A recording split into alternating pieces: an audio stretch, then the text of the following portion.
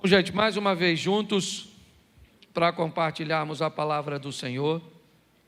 E de um tempo para cá, aos domingos, eu tenho ministrado uma série de mensagens, eu não sei, hoje eu vou até recapitular um pouco com vocês, que eu fiquei alguns dias ausente, mas o meu propósito tem sido falar sobre os ingredientes da vida, sobre aquelas coisas que, se colocadas na nossa vida da forma correta, no momento certo, nós podemos melhorar e amenizar muito a nossa passagem aqui na terra, que no que diz respeito à eternidade, dura muito pouco. O salmista diz no Salmo 90, no contexto dele, que a vida passa muito rápido, que o homem vive 70 ou 80, descreve como o final da vida com muita canseira e muito enfado, porque as coisas passam rapidamente, porque o tempo voa. A perspectiva de vida tem aumentado, graças a Deus. Hoje as pessoas vivem um pouco mais, mas mesmo assim, a passagem por aqui ainda é muito pequena. Qualquer erro que possamos cometer, dependendo do grau, ele pode comprometer muitos anos da nossa vida tentando consertá-lo. Muitas vezes uma dívida contraída num ano pode ser paga em 3, 4, 5 ou 10 ou não. Muitas vezes, para que esse erro seja apagado, algo precisa ser feito, um tempo precisa passar para que seu nome seja removido de um órgão de proteção a um crédito. Muitas vezes as pessoas acabam traindo, e muitas vezes uma traição faz com que nunca mais você tenha o mesmo nível de relacionamento. Tem coisas que você vive no passado que pode descredenciar você para sempre, para viver determinadas coisas no futuro. Por exemplo, quem aqui teve hepatite, levante a mão. Já teve hepatite? Levante a mão. A senhora, aqui também. Vocês podem fazer muita coisa por mim. Se eu caísse aqui agora, você poderia me ajudar a levantar? Se eu precisasse de um dinheiro, você poderia me emprestar? Mas se eu precisasse do seu sangue, você poderia me doar? Não, nunca mais. Mas você não tem hepatite, você já ficou curada, é verdade. Mas isso descredencia você.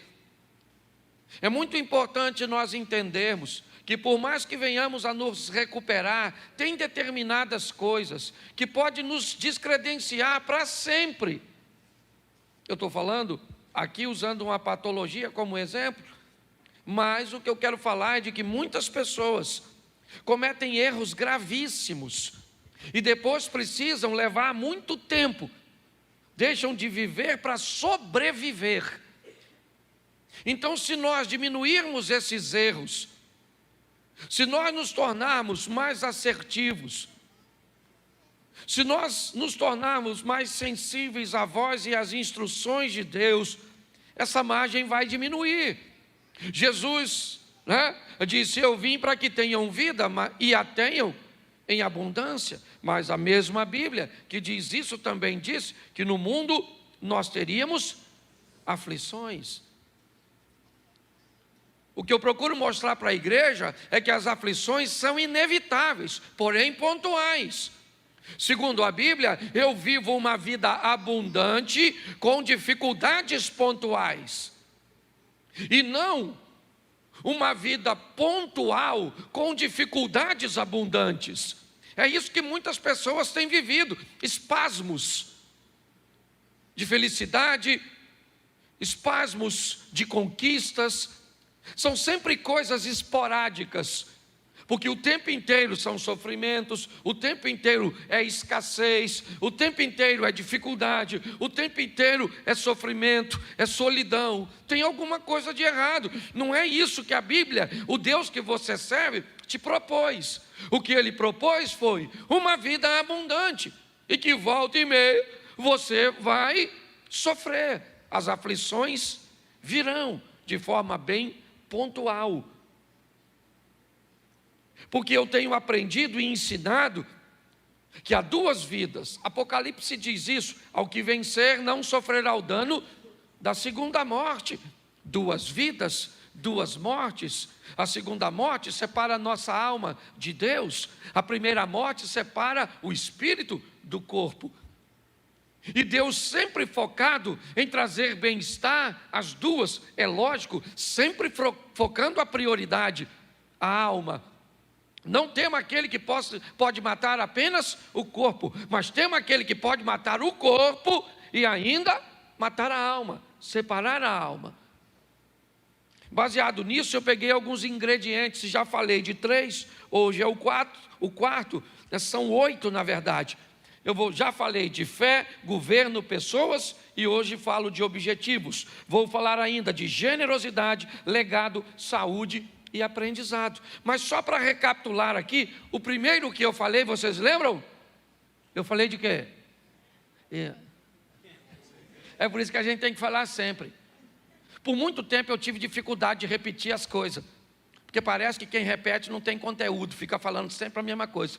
Mas depois eu olhei para os evangelhos e tem 4. E 3 repete a mesma coisa para os crentes. Por quê? Porque sabia que os crentes iam esquecer. Então Marcos escreveu e disse, é desse jeito. Aí vem no Mateus vem desse jeito. Aí vem o Marcos desse jeito. E vem o Lucas e desse jeito. E o povo ainda não lembra. Então o primeiro ingrediente é fé. Fala comigo, fé. Isso, esse é o primeiro ingrediente. Sem ela é impossível agradar a o justo viverá pela isso.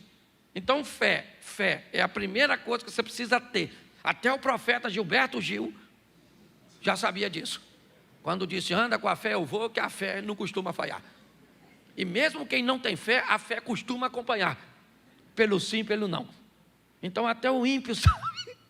E tem os crentes que andam sem fé, tá certo? Então eu mostrei para você que ela nasce quando você ouve, certo? É isso. A fé vem pelo e ouvir a palavra de a fé torna tudo possível. Sim ou não? Tudo é possível aquele, mas possível não é realizável. Tem gente que me parece que confunde, porque está a fim de confundir. Porque se eu perguntasse a você, olha, domingo tem jogo no Maracanã, Flamengo e Vasco. Você vai? Você me responde assim, possivelmente. Você vai ou não? Fala para mim, se você me disser, possivelmente, você vai ou não? Nossa. Se eu perguntasse para você assim, olha, vou fazer uma festinha lá na minha casa, deixa eu se tirar do Maracanã, porque Maracanã é pecado. Então a igreja se constrange, e provavelmente tem botafoguense e tricolores que não iriam mesmo, então nem se manifestou, tá certo? Mas vamos tentar de novo, fazer igual Jesus com a mulher samaritana, falou de água, não dá certo, ele fala de marido. Vamos tentar aqui. Eu vou fazer uma festinha lá em casa na quarta-feira e eu digo para você, você vai? Você diz para mim assim, pastor, não vou dar garantia não, mas possivelmente eu vou. Você vai ou não? Vai ou não? Você não me falou. Você não falou nem que sim, nem que não. Então quando a Bíblia diz que a fé torna tudo possível, ela não está dizendo que Deus vai fazer e que não vai fazer. Ela só diz que quando você chega perto dele, o impossível se torna, mas não significa que ele vai fazer. Tem gente que vem para a igreja, um está morrendo de câncer, aí você vem, aí fala, meu Deus, não pode morrer, minha mãe, não pode morrer, ou é minha fé, eu tenho fé, chamou os irmãos, tudo. Até os cajaceiros vêm para a campanha, e vão embora, une a fé de todo mundo, aí a mãe morre. O que faltou? Não! Porque a fé não dá garantia que vai acontecer. A fé traz a possibilidade, está assim de gente frustrado, porque está achando que Deus prometeu coisas que Ele não prometeu. Ele só disse, se você chega perto de mim com fé, tudo é mas se não acontecer, você ainda continua tendo fé, pronto. Por isso que tem uns povos que vai embora. Nossa, Deus falou que ia fazer, não tem palavra. Você que não entendeu direito. Então eu acho que vale até pregar de novo. Eu acho que eu vou pregar de fé. De novo. Então ela torna tudo possível. Ela tem tamanho? A fé? Seja feita segundo a medida da sua. Se você tiver a fé do tamanho de um grão, então fé tem tamanho. Por isso que a Bíblia diz de fé em fé, de glória em glória. Só diz que mesmo que ela seja pequenininha, certo? Ou seja, você já pegou um grão de mostarda? Já pegou ou não? Eu não tenho nem como é que eu vou comparar aqui. Sei lá, não, qualquer coisa. Não, alpiste é 10 vezes maior. Um alpiste é bem pequenininho. É só para você saber o tamanho da sua fé. Sabe esse pequenininho? A nossa não chega nem nesse pequenininho. Depois eu vou trazer. Aqui vou botar na sua mão. Você vê a sua fé. Então ela vai crescendo de fé em fé, de glória em. E de que tipo deve ser a sua fé? Ela tem tipo, claro. Me mostre a sua fé com as suas obras. E tenha uma fé realizadora. Fala, realizadora. Vou fazer como professor agora. O primeiro é isso, só para você não esquecer mais. Porque eu perguntei, você não lembrava? Primeiro é isso. Tudo é possível, sim ou não? E ela nasce como? Ouvindo. A fé vem pelo e ouvir a palavra de isso aí. Não é o WhatsApp, é a palavra de Deus. Você, pastor, então o senhor está dizendo que eu não posso ouvir? Pode ouvir o que você quiser. Só ouça a palavra de Deus antes de ouvir qualquer outra coisa. E no final do dia também ouça ela para fechar a tampa. Começa escutando, termina escutando. Ela cresce, ela torna tudo possível e ela tem que ser uma fé realizável, tá certo? Então vamos lá. Segunda mensagem que eu preguei sobre essa série, eu falei de governo. Porque o que tem de gente desgovernada, não governa o que come, não governa o que bebe, não governa o que fala, não governa o que compra. Tem que ir para uma clínica para ajudar você a ter governo. Pastor, eu vejo doce, eu fico doido. Pastor, eu vejo uma fofoca. Eu nem gosto de fofoca, eu gosto de leão marinho. Na verdade, mas vamos embora. Pare e pense, governo, está lá, a Bíblia diz, Deus criou 2 astros, um para governar e o outro para governar o primeiro para governar o dia é e o segundo para governar a noite é O que a Bíblia está dizendo é que se você quer ter uma vida equilibrada, aprenda a ter governo, quer de dia, quer de noite. Quer em momentos fáceis ou momentos difíceis, nunca perca o governo, nunca perca o controle, nunca entregue o controle de sua vida para um provocador, nunca entregue um controle de sua vida para outra pessoa. Quem controla a sua vida é Deus, tá bom, isso no âmbito, mas você tem que deter o controle. Um dia, um governador da Judéia, Herodes, entrega o governo da Judéia no momento diurno, no momento agradável, na festa de seu aniversário. Já falei isso aqui, estou repetindo, você deve lembrar. Para quem? Para uma menina, Salomé, uma dançarina. O governo inteiro, Herodes era chamado de rei dos judeus. O governador da Judéia, ele pega o governo da Judéia, entrega na mão de uma dançarina e diz para ela, porque ele tinha bebido, estava alegre, estava feliz, o momento é bom, porque tem gente que perde o governo quando emagrece, quando faz uma plástica, quando ganha um dinheiro. Basta clarear, basta melhorar que pessoas perdem o governo. A Bíblia diz que se está de dia, tem que ter sol para governar o dia, e se escurecer, tem que ter lua para governar a noite, porque tem momentos ruins, tem momentos de escuridão, onde a dor, a escassez, os problemas, e o que eu tenho nesse ambiente? Governo. Estava difícil para Jesus. Fala para seus discípulos, eu preciso do apoio de vocês, me ajude. Foi orar, quando voltou, eles estão dormindo. Jesus disse, olha, Pai, se possível for, a parte de mim este cálice. Estava escuro. Pilatos disse, se defenda. Ele disse: não. Os soldados disseram: desça da cruz. Ele disse: não. Estava de noite, mas ele tinha o governo. As pessoas o provocavam, dizendo: salvou os outros e não salva a si mesmo? Se você é o Cristo, desça da cruz. Se ele não tivesse controle, ele desceria para mostrar para os outros que ele podia, mas ele não era governado pelos outros, ele era governado por seu propósito. Jesus chama Judas de amigo e Pedro de inimigo, porque para Jesus, quem te faz o mal, te aproximando do seu propósito, inevitavelmente está te fazendo bem. Foi isso que José disse para seus irmãos: vocês não me venderam para o Egito, Deus é que me enviou na frente. O que vocês pensavam que estavam fazendo contra mim, estava fazendo a meu favor. Foi para isso, governo. O que nós precisamos hoje é de pessoas que tenham governo. Governo para conseguir ler a Bíblia, porque tem gente que diz que não consegue. Deve ser muito caro. Ou você deve ter 24 horas por dia ocupada. Não lê porque não governa, não ora porque não governa, não jejua porque não governa, não estuda porque não governa, porque não poupa porque não governa, não oferta porque não governa, não dizima porque não governa, não tem um bom casamento porque não governa, porque quem governa domina.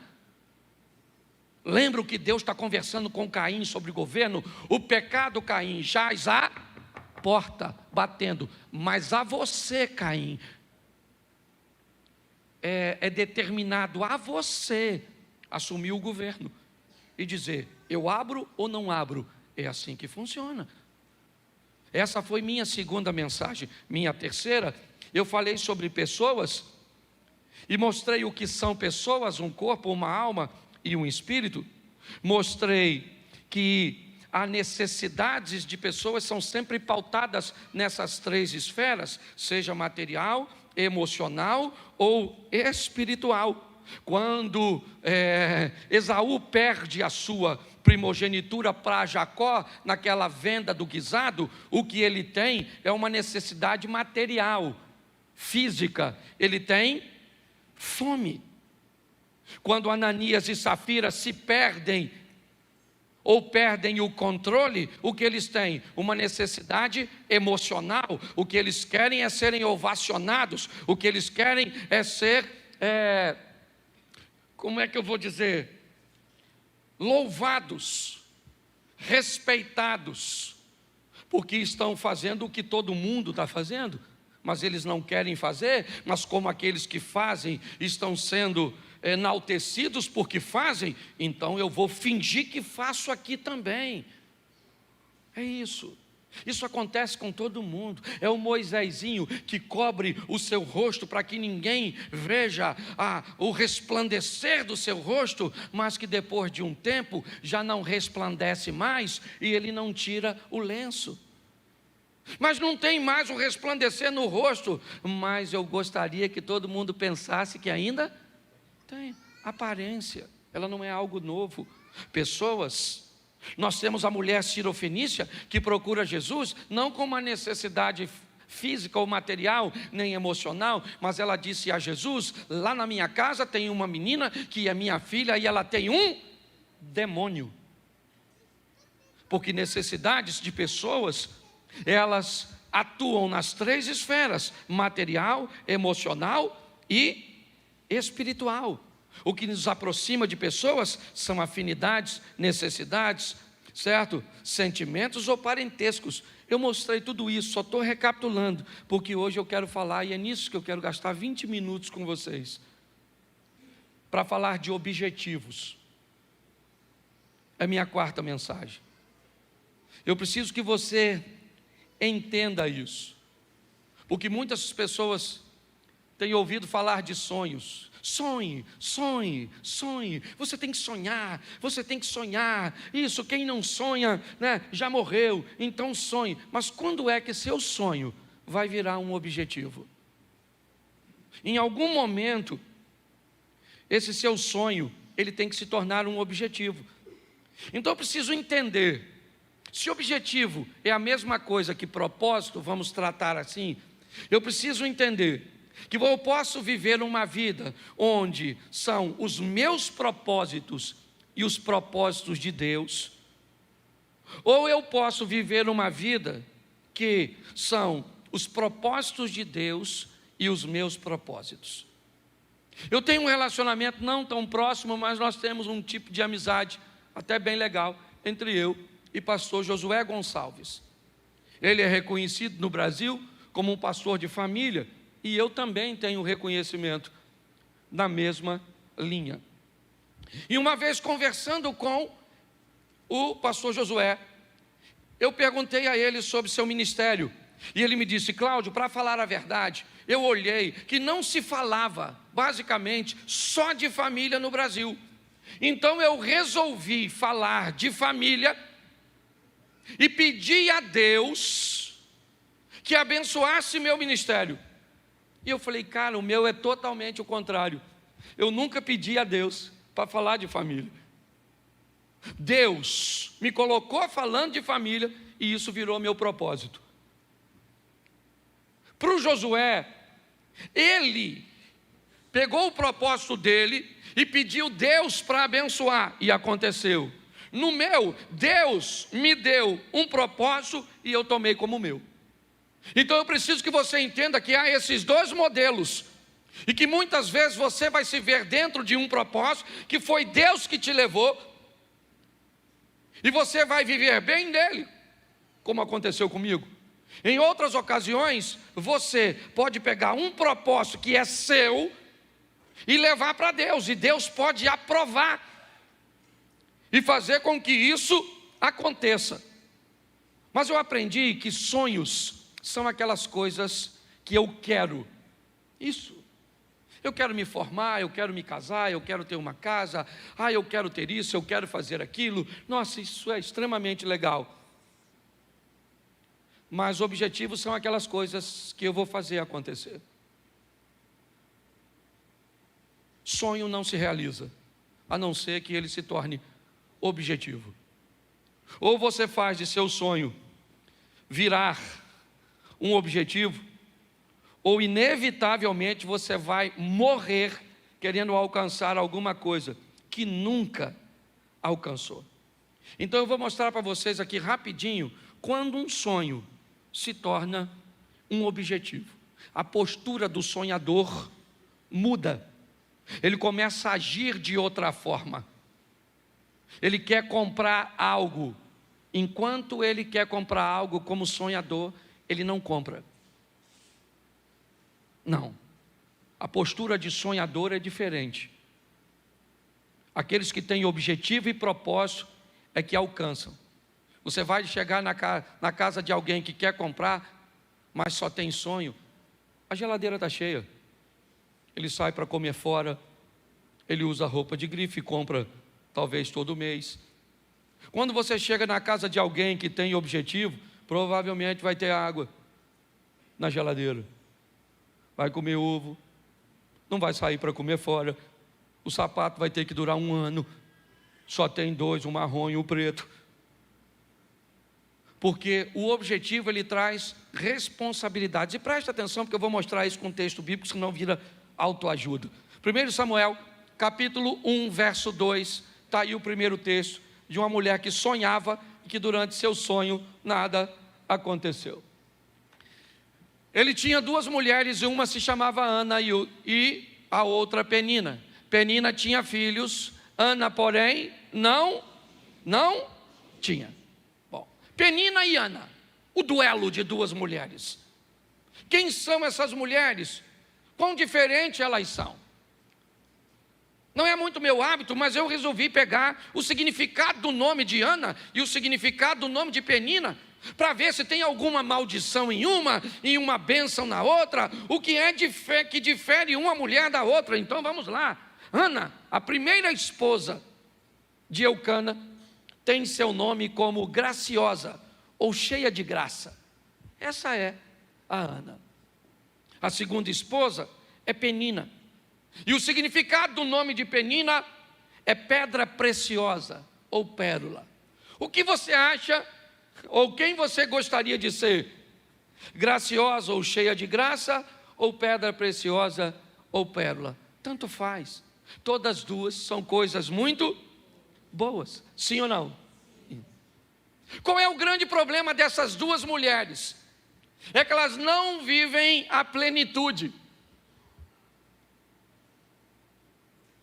Uma tem uma coisa que a outra não tem, e a outra tem uma coisa que uma tem, e uma quer o que a outra tem. Esses dias eu vi uma mulher falando comigo, não vou usar o nome da família, porque ela é muito conhecida, e essa mulher olhou para uma mulher bonita, realmente, rica, bem-sucedida, uma das palestrantes talvez mais procurada no Brasil, e não é nem no ambiente gospel, é no ambiente secular, treinando pessoas. E aí a mulher estava do meu lado, e ela me disse assim: Cláudio, eu acho injusto, porque olha só, essa mulher, bonita, e essa que estava falando não era nem feia não. Eu falei, é bonita. Cláudio, ela tem muito dinheiro. Eu falei, tem, e essa que estava falando também não é pobre não. E olha, Cláudio, como é que ela tem essa desenvoltura para falar? Aí essa daqui não tem não. Essa estava falando, ela não é palestrante não. Eu queria ser ela, Cláudio. Aí eu olhei para ela e disse assim: nossa, eu nunca imaginei que você gostaria de ser uma mulher que perdeu um filho tão jovem. Ela me disse, como assim? Eu falei, faz pouco tempo que o filho dela morreu. E eu jamais imaginei que você gostaria que seu filho morresse. Aí ela virou para mim e falou assim: não, essa parte eu não quero não. Ou seja, quando você olha para a vida dos outros, você só quer a coisa boa, mas tem que ir tudo. Esse dia alguém falou: Cláudio, pensa eu com o ministério do pastor Vitor Hugo. Esse eu posso falar que é meu amigo. Eu falei, eu já pensei você com o câncer que ele enfrenta. Ah, mas o câncer eu não quero, eu quero a profecia. Pare para pensar. Quando nós olhamos isso, eu preciso que você reflita. O que Penina tem? Você lembra? O que ela tem? E o que Ana tem? Ela tem o quê? O amor do marido. O que Penina tem? E o que Ana tem? Penina, para ter filho, fez esforço? Sim ou não? Não, ela só teve. Bastava ver a cueca do Eucana. E a gente vai falar, tem que ser objetivo, ô irmão. Que esse dia eu estava pregando num culto, falei Eucana, tinha um cara no primeiro banco, sabe o que ele falou? Aí, pastor, Eucana também. Eu falei, não, não é isso não, maluco. Não é Eucana de bebida não. Tinha uns bebum lá no culto. Falei, sangue de Jesus tem poder. Mas presta atenção. Ana fazia esforço para ser amada? Sim ou não? Não. Penina fazia esforço para ter filho? E o que Penina quer? Vamos lá, gente. Me ajuda, eu sei que é chato, né? Nunca mais eu venho nessa igreja, então vai em outra. Porque eu peço para repetir mesmo, para gravar. Pelo menos você sai daqui depois e fala, rapaz, quase que eu preguei com o pastor. Toda hora falou comigo, fala, que eu achei que era eu que pregava. Penina tinha filhos, mas queria ser. E Ana queria ter, mas era. Uma queria ter filho e a outra queria. E todas as duas queriam tudo. E tudo não vai rolar. Você tem que aprender isso. O grande problema é que tem gente que consegue coisas que você vai conseguir com muito esforço. Porque Ana vai ter filho, sim ou não? Mas foi difícil. Porque chorava, ô mulher chorona. Chorava. E a outra também não era mole não, a tal da Penina. A Penina ficava futucando Ana. Sabe? Então coloca aí para você ver. 1:4. 1 Samuel, capítulo 1, verso 4. Olha que coisa. No dia em que Eucana oferecia sacrifício, dava porções à sua mulher Penina e a todos os filhos e filhas. Olha que coisa. Eucana dava oferta para Penina, sim ou não? Sim ou não? Agora vamos ver agora a Ana se recebia. Porque, olha só, e por quê? Mas a Ana dava uma porção, porque, apesar do Senhor tê-la, ele ofertava para quantas? Para as duas, mas uma queria tudo. Não vai dar para ter tudo, meu filho. Homem, por exemplo, ou é bonito ou inteligente. Um homem bonito e inteligente. Não é homem, é mulher. Só a mulher agrega os dois adjetivos. Sim. Esse dia uma menina falou assim: pastor, eu quero um homem bonito, inteligente, rico, fiel, romântico. Eu falei: menina, se você achar o homem, já pega. Abra a mão dos outros requisitos, porque o homem já está difícil. É homem, pega. Se é feio, vai por mim, porque o troço está difícil. Então, qual é o grande problema das questões dos objetivos? Descubra qual é a sua métrica, qual é a sua medida. É isso. É todo mundo querendo o que o outro tem, o que o outro faz. Esse dia eu fui no show do Fernandinho, eu fiquei pensando, o Fernandinho cantando, eu falei: caraca, mano, podia cantar assim. Falei: podia cantar assim. Sei tocar violão, não canto. Aí também não prega. Que se dane, ele não prega, eu prego, eu não canto. Ele canta e está tudo jóia, porque se a gente não prestar atenção, Jesus disse que nós deveríamos que ter cuidado com o exemplo da mulher do Ló. Lembra da mulher do Ló? Ela virou o quê? Por quê? Por quê? Isso, mas hoje tem gente que não precisa nem olhar para trás para virar estátua, não, múmia. Basta olhar para onde? Para o lado. Nossa, ela emagreceu. Uma raiva disso. Porque o que ela perdeu eu ganhei. Presta atenção. Cuidado que você pode estar rindo de você. Descubra a sua medida. Eu acho legal. Vou usar mais 2 textos e termino aqui, porque esse culto é mais curtinho. E aí, nós temos outro culto e eu vou pregar de novo. Você acredita? Lá em Israel eu preguei umas 3 vezes por dia, não foi, Mary? Estou pregando, eu estou sem tempo de pecar. Aí o pecado vem, eu digo: não, estou pregando, volta outra hora. Porque está tão difícil, mas eu estou fazendo tanta coisa que eu estou... Para pecar eu tenho que dormir, que eu sonho, aí peco. Quando os sonhos viram o objetivo, as coisas mudam. Ana chorou o tempo inteiro, e o que adiantou? Nada, até que um dia ela foi para Siló. Ele falou: quer saber da coisa? Que dano essa penina, essa praga do Elcana, esse Eli que só vive sentado, esse sacerdotezinho preguiçoso. Hoje eu vim falar com Deus. Chegou lá, Ana começa quietinha lá, e falando: Senhor, eu quero um filho, e eu sempre quis um filho para mim, estava preocupado comigo, mas agora eu quero um filho para o teu reino, eu quero um filho para que ele seja entregue para ti, e eu não quero saber. E a penina não teve tempo de provocar, o Elcana não teve tempo de dizer que ele era melhor, e aí o sacerdote olhou para ela e falou: e aí, Ana, bebeu o que, minha filha? Presta atenção, o sacerdote chamou ela de pinguça. É o Satanás ou não é? No sacerdote? Às vezes você pensa que o diabo não visita o pastor, não? Aliás, tem pastor que trabalha full time. Não é nem visita. Já é hospedaria. Aí o que aconteceu? Quantas vezes eu já falei besteira? Tem gente que acha que não, o pastor não briga com a mulher. O pastor não... Eu brigo, né, filho? Nós briga. Porque nós é gente. Você vai na nossa casa, está bagunçada. Entendeu? Porque tem gente morando lá, que ninguém vende vidinha perfeita não, meu filho. O bagulho é doido. Você sai daqui para ser crente, o Satanás está querendo impedir. É desse jeito que funciona.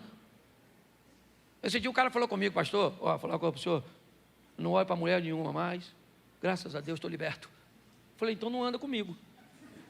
Porque se passou uma mulher bonita, o meu olho tem que querer olhar. Eu é que falo: Cláudio, você é pastor, você é casado, sua mulher está escutando isso. Isso vai dar briga depois do culto. Ô gente, pelo amor de Deus, certo? Ana foi lá e conseguiu o propósito dela, sim ou não? Quando ela deixou de sonhar e transformou seu sonho num objeto. Então, mais 2 textos e a gente termina. Marcos capítulo 5, verso 25. Só peguei a história conhecida para ficar fácil para a igreja. Marcos 5, 25. Coloca aí, por favor. Isso. Estava ali certa mulher que há 12 anos vinha sofrendo de hemorragia. E ela padeceu sob muitos cuidados de vários médicos e gastava tudo que tinha, mas em vez de melhorar, piorava. Quando ouviu falar que Jesus, chegou por detrás dele, no meio da multidão, e tocou o seu manto.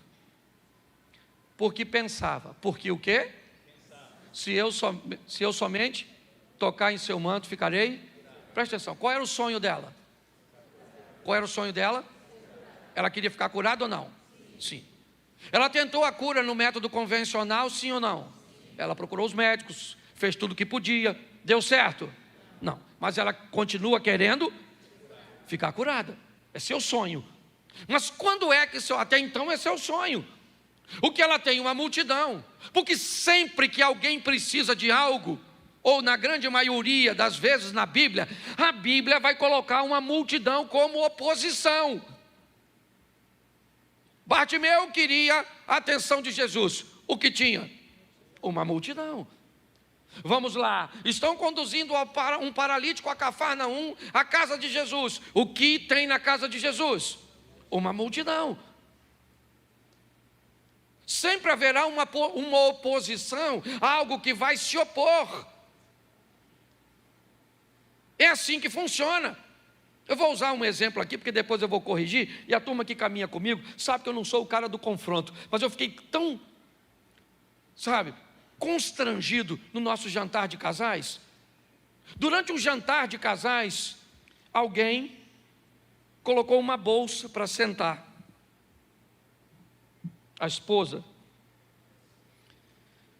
Quando o povo foi sentar, alguém foi e retirou a bolsa e sentou no lugar. Sabe o que aconteceu? Acabou com o jantar daquele casal. Eles se aborreceram de um tal nível que ela pegou a bolsa e foi embora. Quando nós tentamos intervir, não dava mais tempo. Pastor, o que é isso? Isso é a oposição.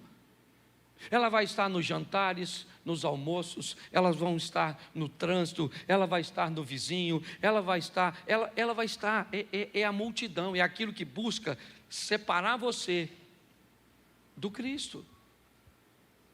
O que nós estamos vendo é uma mulher que olhou o que tem uma oposição, o que ela disse: eu vou tocar nele, esse é meu sonho, e meu sonho se transformou num objetivo, e por ser um objetivo, eu não quero saber a quantidade de pessoas que tem, eu não quero a atenção dele, eu não quero parar, interromper sua comitiva, eu não quero nada, eu quero apenas alcançar o meu propósito, e eu coloquei na minha mente que se eu tocar nele, eu vou ficar curada, o que eu tenho fé, e eu vou lá, e toco nele. É isso que está acontecendo aqui.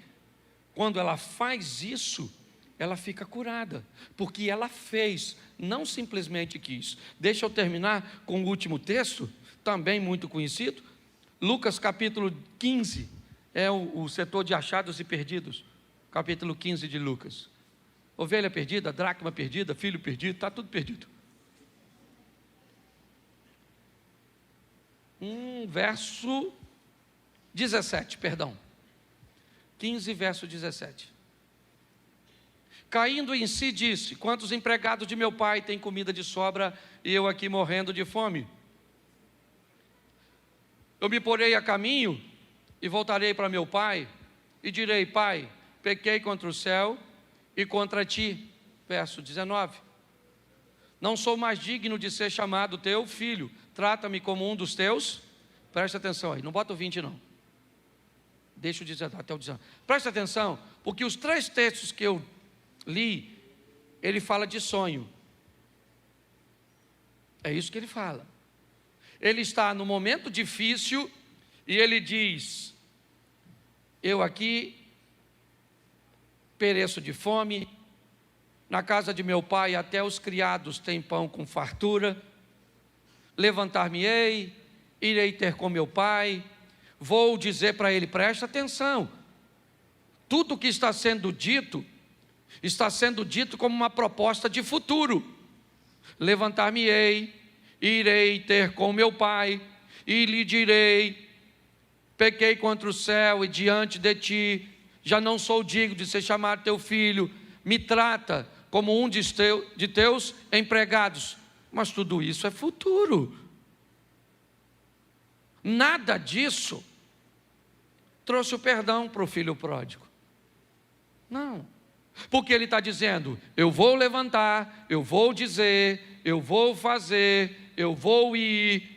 Beleza, tudo isso que é sonho. Eu vou emagrecer, eu vou comprar, eu vou estudar, eu vou orar, é sempre levantar-me-ei, farei, é amanhã, é semana que vem, é isso aí. Quanto mais tempo você faz isso com o seu sonho, mais tempo leva para ele realizar. Mas quando chega ao verso 20, a seguir o sonho virou objetivo. Levantou-se e foi. Levantar-me-ei e irei. Nada aconteceu. Levantou e foi. Pronto. Ali o sonho virou objetivo. E agora, estando ao longe, o pai o viu, porque ele foi. O pai olhou, correu, o beijou, o abraçou, traga vestes, sandálias, anel, vamos tomar um banho, porque vai ter uma festa. Você precisa entender que o importante não é se você quer comprar uma casa própria, não é se você quer melhorar seu casamento. Talvez isso até seja bem importante, porque seja a primeira fase, né? Então, como fase, o sonho é bem legal. Você quer se formar? Beleza. Você quer passar na prova? Legal. Você quer buscar intimidade com Deus? Tá certo. Mas a pergunta é, quando seu sonho vira ou vai virar um objetivo? É nesse momento que as coisas acontecem. Volta para o verso, não está aí, ó. A seguir, levantou-se e foi. No verso anterior, levantar-me-ei e irei. Até então ele não disse nada. Levantar-me-ei, ele está com fome. Irei, ele está com fome. Ele está sozinho.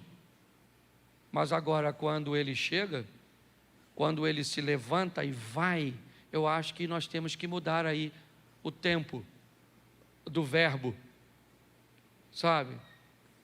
Disso que traz ação, que traz movimento.